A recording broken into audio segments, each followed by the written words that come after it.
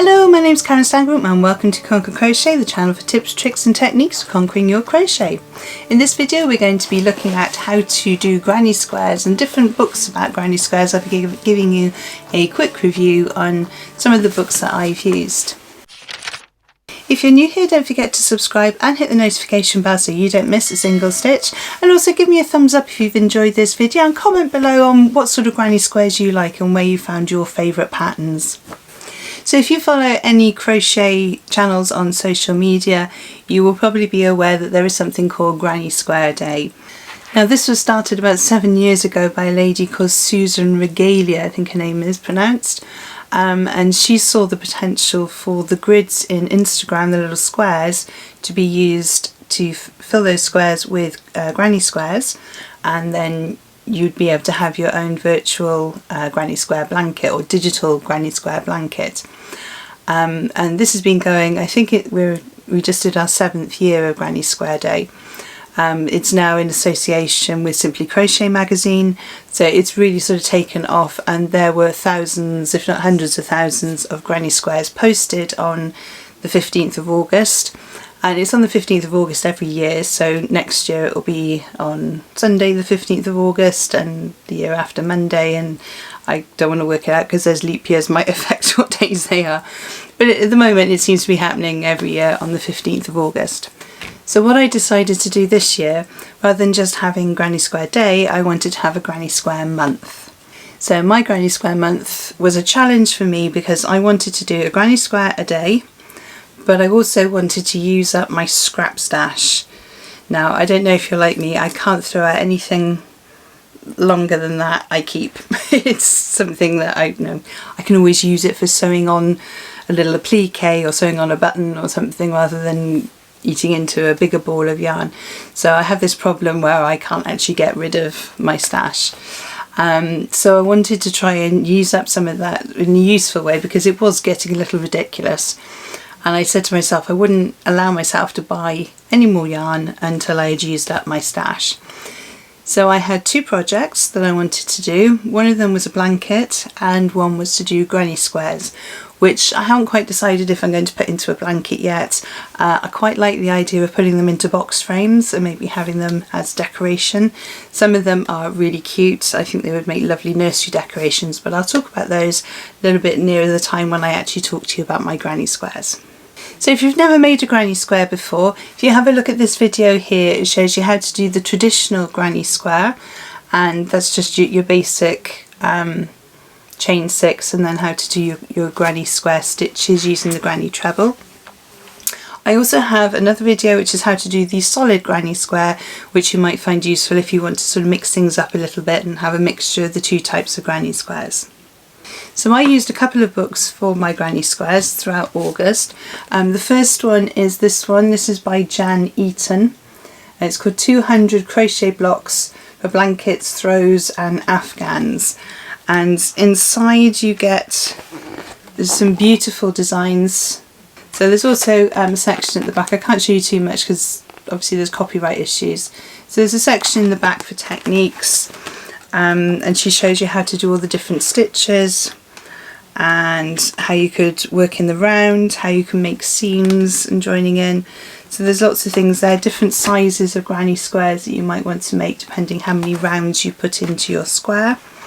You'd also get a bigger square if you used a bigger hook with a bigger yarn, which obviously stands to reason. If you're using a 5mm hook and an Aran yarn, you're going to get a bigger square than if you use a 4mm hook and a double knit yarn. So you need to think about, if you're using up your stash, what yarns you have. I chose to go through all of mine with just my double knit yarns. That way then if I did decide to join them all together, they would all be sort of the same size and similar textures and things. So if I just show you in the front here, these are some of the gorgeous designs that are in this book. And Jan Eaton is a needlecraft and textile designer, and she also has other books, Country Crochet and Knitted Lace, and I think Crochet Basics. So that she has lots of beautiful designs in here for you to choose from.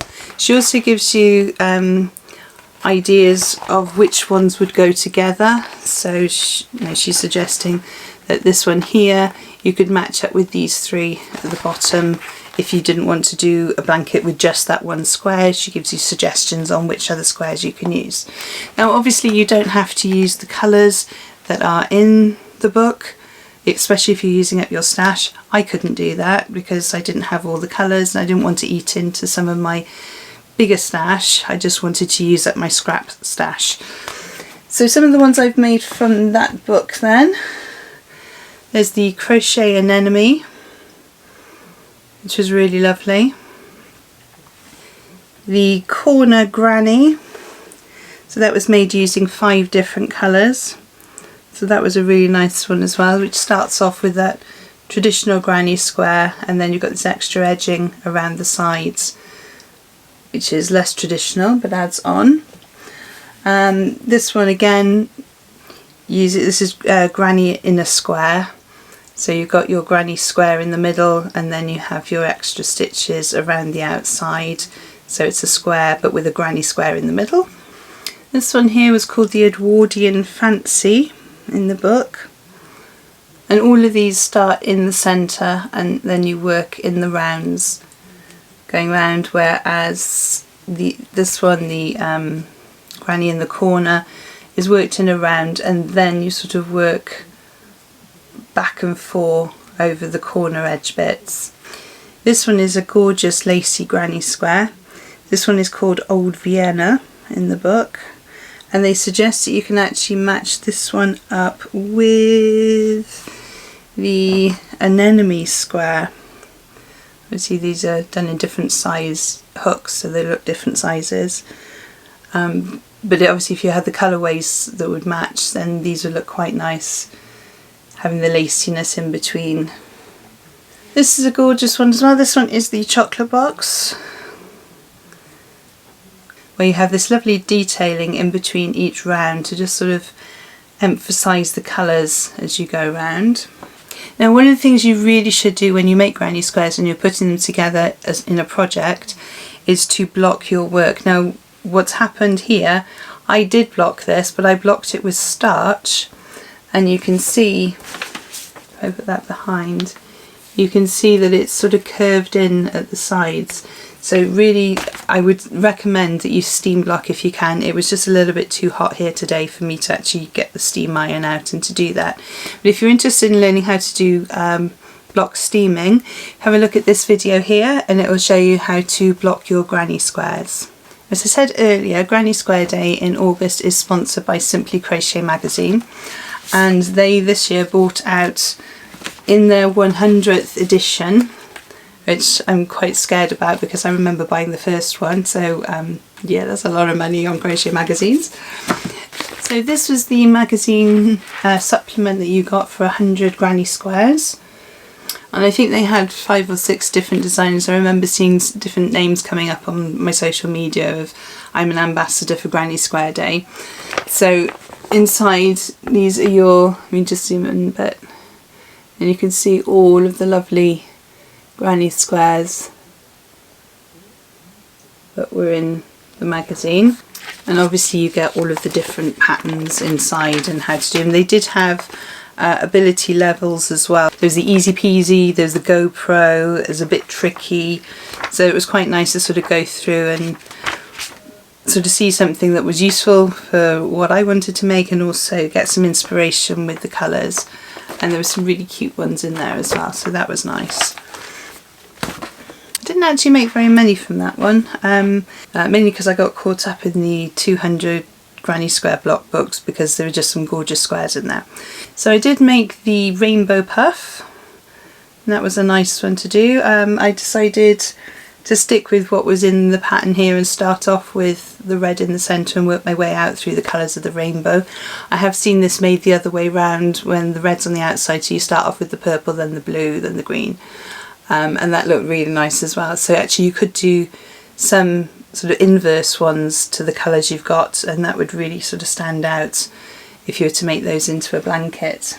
So this one was the Hold On, which was designed by Simply Crochet magazine's in-house designers, I decided to mix it up a little bit by using sort of Halloween type colours. So with the orange, the purple and the green. They had it with blue, light blue and a gold sort of colour, which looked really nice. So this one was called Fizzy Pop, and this was by Sam Hermes. Again, I mixed up the colourways. I can't stick to the rules, you know. I love some of the colourways they choose, but I also wanted to do something that would fit in with my stash and what I've got. So I chose these lovely autumnal colours. It's my favourite season anyway, so I like the idea of that. I can actually see these being used as nice little sort of fingerless gloves. If you made another one for the other side, I made a little thumb hole. Maybe make the square a little bit bigger, do an extra round. They'd be nice little fingerless mittens to wear in the autumn. So I really like that one. So this is another one that was designed by the in-house designers at Simply Crochet. So this is one they said that was an easy peasy one. It was actually quite easy. You just did a few more chains around the middle, but other than, I think it was double treble was the biggest stitch. Yeah, so double treble was the biggest stitch, or double treble two together I think was the most complicated stitch that there was. So that was really quite sweet. That was called Mill Pond. Again, I changed the colourways to suit. So next I moved on to this incredible book. This is the 3D Granny Squares by Katie Moore, Shana Moore and Celine Seaman. Wow. Some of the designs in here, I wonder if there's a way I can show you some of the gorgeous designs without giving too much away. Now these are all 3D pop-up, if you like, granny squares where they stick out from the sides of the granny square, and they have some lovely suggestions in here as well of things you can do with them. So you could make a pot holder, if I cover that up, a pot holder with a fried egg on it. That one was quite sweet. Where's the toy one? There we go. So let me just cover that one up as well. So this was using their different squares to make a cube, a child's play cube. So it would be sort of 3-dimensional and 3-dimensional. So that was a really sweet idea. And then you could either use foam or you could use stuffing to fill that in, which is really, really lovely. I really like that idea. But there was just so many gorgeous ones in here. And I actually found it hard to stick to my stash colours. I think that's why I didn't make too many of them, because the colours they'd chosen and the way things worked in here, I really wanted to stick to the colours that they had suggested.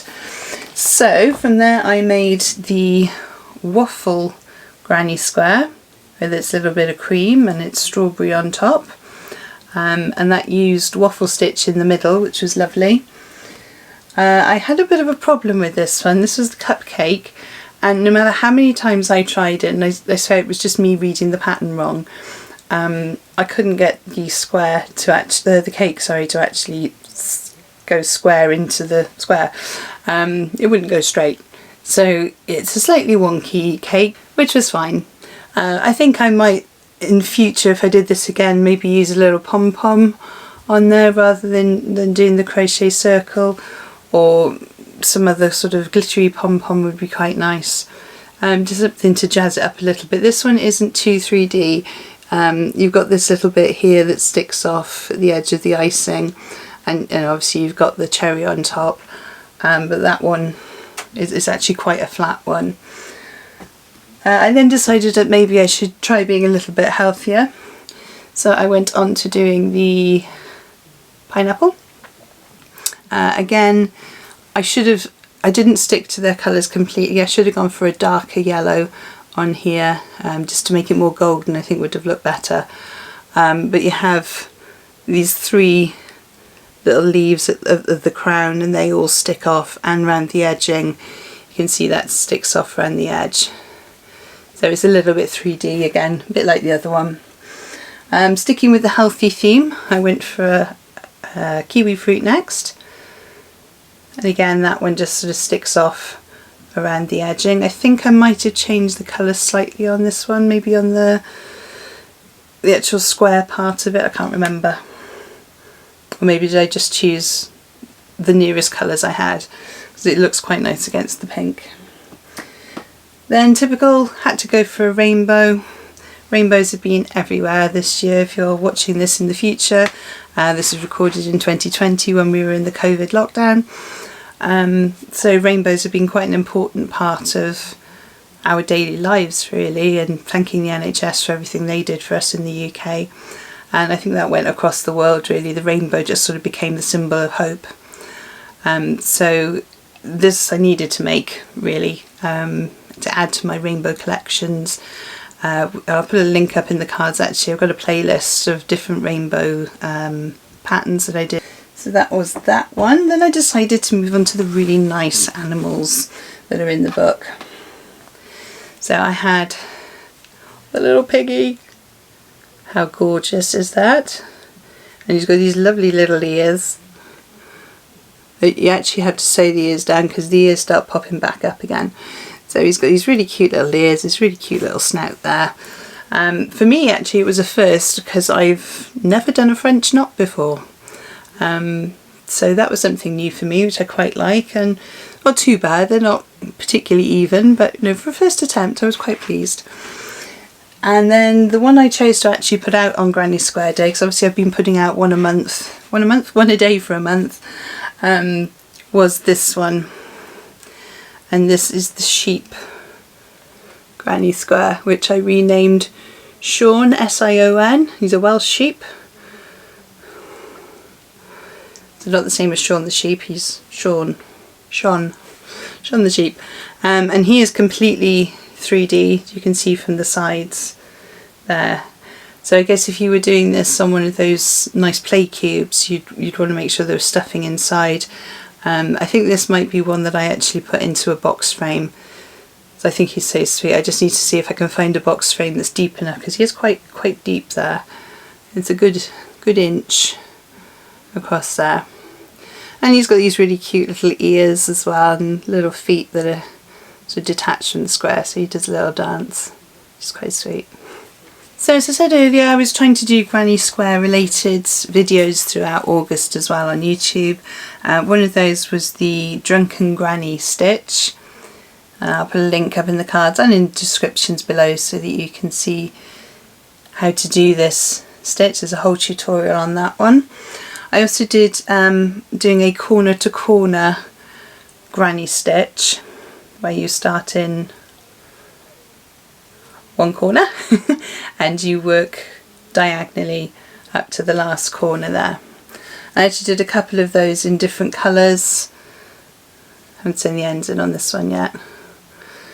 And then I did one where I changed colour part way through as well.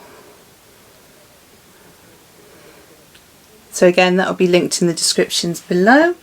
And I also did a video for you on how to do the mitre corner. It's where you start off in one corner and you build up.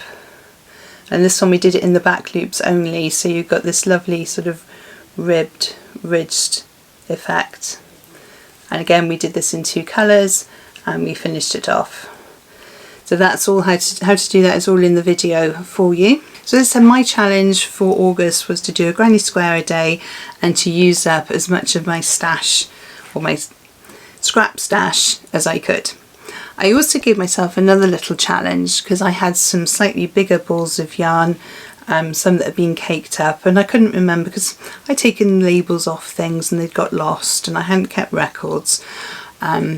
So I couldn't remember what sort of yarns they were, so I decided to make myself a Granny Square blanket. Now this is getting quite big now.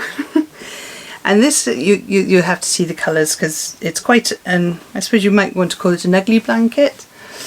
So let me just hold that up for you. It's, like I said, it's getting quite big now. So I started off with some, in the middle I had a variegated yarn. There was only a bit of green and pink involved in that one. And then I've gone out through all my different colours. But what I did do was these are all double threads going through. So I'm actually going through with two colours, so I have a white and then the colour that I'm using, and that sort of marries it all together. So you can use all sorts of weird and wonderful colours, and the white will tie it together. Now admittedly this white is not from my scrap stash. I did buy some extra white. I actually bought it for another project but then decided to do this one, so I'm using the white from there. So it just sort of marries it all up together. No matter what colour you use, you've got all sorts of different colours. So I sort of started off with the balls I had the smallest amount of, and then for some reason I sort of went into a pastel-y phase, and then into a bit of a Christmassy phase, and then into the bigger yarn balls that I had left. And this is absolutely gorgeous blue. It's the same blue that I used for this square here, and I think it was one of the Women's Institute yarns, which you can get in Hobbycraft. The beautiful colour. It's a sort of electric-y blue, really nice colour. And I had some bigger balls of this which I used on a cardigan, and this is what was left over. I had two amounts this size because I started different arms and had two balls going at the same time, and yeah. So that's something else you can do if you're wanting to use up your yarn stash and you've just got little bits, is to make a sort of scrappy, ugly blanket if you like. It's going to be a really cosy blanket because it's double the yarn that's going into it. I'm using a 5mm hook because I'm using two double knit yarns. I guess you could use a 6 as well, but you get a slightly bigger gap between your work, and actually I quite like it with the 5. That seems to be quite a good gap between. You don't want too big a gap in between, otherwise you get cold because the air will get in. So now you've got all your granny squares and you've blocked them all, what are you going to do with them? So one of the things you can do is to just have them as nice little coasters. You might make them slightly bigger to make placemats. You can make them into cushion covers, whatever it is you fancy. You could put 4 different granny squares together to make a cushion cover and then have a plain back, or have different ones on each side. So there's lots of things you can do with them once you've made them, but you need a way to join them. So I have 2 videos that will help you with this. One is how to join them with 3 different sewing methods, and the other one is how to join them with 3 different crochet methods. I did that one because if you're anything like me, I hate sewing. I really don't like sitting sewing in ends. I would much rather pass that job off to someone else if I could. So I would much prefer to just join mine using crochet methods. But the choice is there. It depends what sort of look you're going for. So check out one of these 2 videos and you'll be able to join your granny squares together. So as I said earlier, I do have my complete granny square playlist, and I say lists because I have right-handed and left-handed playlists. So make sure you find the one for your handedness, if that's handedness is a word. So what you'll find on there are the basic granny square video, how to change colours in your granny squares, how to do a half granny square. So if you wanted to do more of a sort of a shawl, maybe using the granny square method. How to do a solid granny square, how to block your granny squares. Sewing your granny squares together is another one. There's 3 methods on sewing, 3 methods for joining your grannies together with crochet. There's also a 2-part video where I show you how to put together a project of using granny squares that are all the same colour, and then you can make different projects, and that was from this book, the Pixel Crochet book. So you have, you make various numbers of granny squares and you sew them together to make different pixelated pictures. So there's some lovely ones on the back there as well. So there's also the granny stripes video, which shows you how to just work in stripes but using the same triple treble clusters which you use in granny squares. There's the granny hexagon and the corner to corner granny, drunken granny, and the mitre square granny. So there's lots in there to basically get you through making your granny squares and making sure you have a really lovely project at the end that you should be really proud of. So just to quickly go over the books that I've been using again, so there is the 200 blocks, crochet blocks for blankets, throws and afghans from Jan Eaton. That was the first one I used. Then there is the Simply Crochet magazine issue 100, which had this 100 granny squares with it. And if you're not a subscriber and you need to get a back copy, I have a little sneak peek of something you can use at the end of this video. Then we have the 3D Granny Square pattern book and those lovely ladies. Then we have Hannah Muir's pixel crochet book and a couple of other books that I really like. This one is Sue Pinner's Granny Squares and Shapes, and she shows you some really gorgeous designs in here and different shapes and things you can do with your granny squares.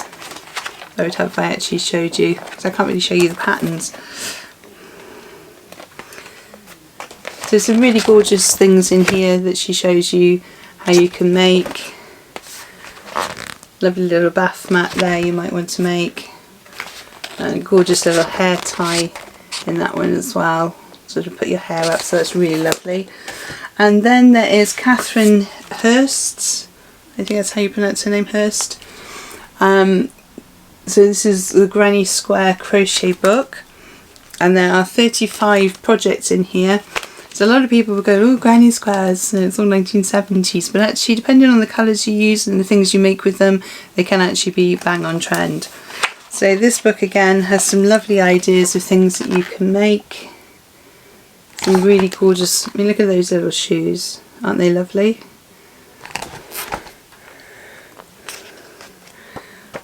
Show a close up of those shoes.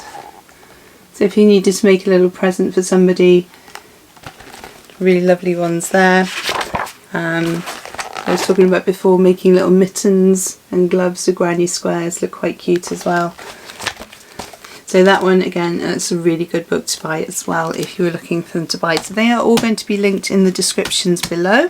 Now I mentioned earlier that there's something special you can buy if you're interested in getting back copies. You can contact Simply Crochet. I think it's Immediate Publishing that publish Simply Crochet magazine, or you can go to, so if you click on the link in the description below, it will take you to Readly. You get up to 5 profiles per account. So if we just show you, you can click in the search bar here and type in crochet, and you get all these different crochet titles here: Crochet World, Crochet Favorites, Simply Crochet. You know, there's, I think there are 17 titles there that are all crochet related. So we just go back up to the Simply Crochet, and that would take you to all of the Simply Crochet magazines that are online. Now they haven't gone back to issue 1. I think they start off with issue 17, is that, or 27? So it doesn't go right back to the beginning, but you know, if you see something somebody else has done and you say, what issue is that in, you can go on here and find, and as long as it's a fairly recent one, you should be okay. So clicking on Simply Crochet magazine that we want issue 100, which is the one that has the 100 granny squares, you can just click through. You get your adverts and all the lovely colour pages that they have, the free booklet in the Readly app itself, which is great. So you can access this through clicking in the descriptions below and click on the link, and you will be able to get 1 free month, I believe is the thing at the moment, and $7.99 thereafter, which is a great deal. Then you have Crochet Now magazine, Crochet Essentials, Crochet World, Crochet, mandala style throws to crochet, some Annie's Crochet, Beginner Crochet, Simply Crochet, Love Crochet, Your Crochet and Knitting, 45 knitting patterns, quick and easy crochet. So there's a lot on there. Crochet Stitch, the big book of crochet stitches. I didn't realise that was on there. That's cool. That's quite an expensive book actually. Obviously you get the digital edition of that book as well. So for $9.99 a month, actually I think that's a pretty good deal, where you get all those magazines, whereas one copy of the magazine is $7.99 for the one magazine. No, you don't get the freebies with it. And in the back of that book you do get the 100 crochet granny squares, whoops, and it takes you through all the different patterns that are in the book, so you can get it from there if you want to. You can download it so you can keep it on your tablet. I'm assuming you can only keep it for as long as you have the membership. I haven't looked into that one yet. So we have 3 profiles on ours, so I'm able to look at my crochet magazines, my son can look at his gaming magazines, and my husband can look at his craft magazines that he's interested in, and all the health and fitness ones. There's also the TV guides, TV Times is on there, all of the sort of soapy type ones are on there, Hello Magazine, Grazia, yeah, there are thousands on there, so you can pick and choose what you want to read, plus you're saving the environment because you're not actually having it there. So I really hope you've enjoyed this video. We've been chatting about our granny squares and some of the granny squares that I've been making, and also the books that I've been using. If you have any questions you'd like to ask me, pop them in the comments below, and all the details for everything I've talked about in today's video are in the descriptions below. Hope you have a great day. Don't forget there are 2 other videos on screen now to help you on your crochet journey, and I will see you over there. Thank you so much for joining me on this one, and happy hooking!